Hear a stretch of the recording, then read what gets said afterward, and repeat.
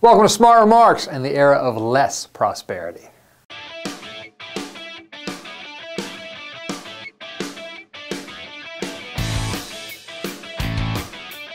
So I want to direct your attention this week to Gawker.com, which posted a fascinating email from a guy named David Siegel, who's CEO of a company called Westgate Resorts, one of the biggest, if not the biggest, timeshare resort companies in the world, about how basically telling his employees that if Obama is reelected president, they'll be out of a job. Now, he doesn't say that in so many words, but he goes on and on about how he worked so hard to create this company. He resents having to fund lavish lifestyles for people who haven't worked as hard as he has. The Obama administration seems determined to demonize job creators such as him. It's an outrage! And so if his taxes would go up in any way, he might just go galt, pack it all in, go sit in the sun, and all his current employees will find themselves out of a job.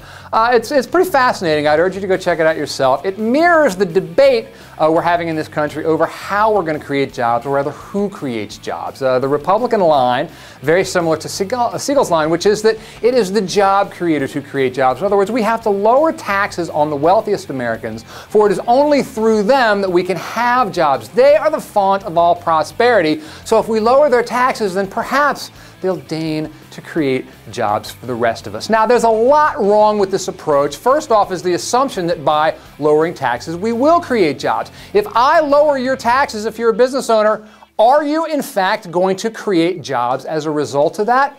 Maybe, but maybe not. If you don't have demand, why would you create a job? You might be happy to pocket the tax savings, but unless you have people who want your product or who need your service, why in the world would you bring on another employee and incur all the costs associated with that? In fact, wouldn't you go out of your way to avoid doing that? So how is it then that cutting taxes for the job creators actually creates jobs? Don't the Bush tax cuts prove to us that we didn't create jobs by cutting taxes? Had they, we would be awash in jobs now. We are not. And this is specifically because it's not the job creators who create jobs. As Nick Hanauer said in a rather largely discussed TED presentation earlier this year, it's not the job creators who create jobs. It's consumers who create jobs. It's workers who create jobs. It's the people who have money and who go out and spend money and who create demand that power this economy. And if you are a job creator, again, you are going to create jobs only if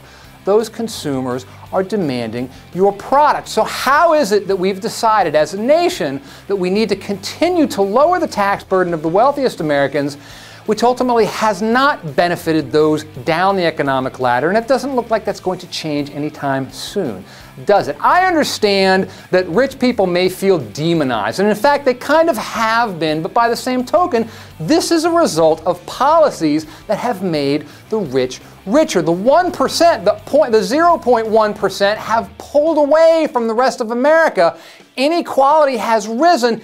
Yeah, people are going to be upset about this, and particularly when the policy response is that we need to widen inequality even further, that the 99.9% can only benefit if we make the 0.1% ever wealthier. That's not a policy for prosperity, that's a policy for social disruption, and it's coming unless we decide that maybe the job creators are valuable, but so are the people whose jobs are created.